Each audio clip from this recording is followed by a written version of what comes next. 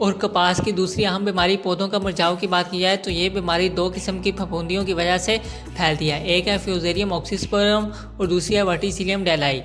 इसकी पहचान की बात की जाए तो पौधों पर कुछ इस तरह की अलामत ज़ाहिर होती हैं।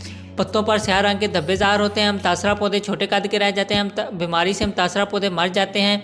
पत्ते और छोटे टिंडे सूख कर गिर जाते हैं। अगर मुतासरा पौधे के तने को काट कर देखा जाए तो इसके अंदरूनी हिस्से गहरे भूरे रंग के नज़र आते हैं। जुलाई और अगस्त के महीने में फल से भरे हुए पौधे टिंडों समेत सूख जाते हैं। इस बीमारी के इंसदाद की बात की जाए तो क़ुव्वत मुदाफ़त वाली इक़साम काश्त की जाएँ।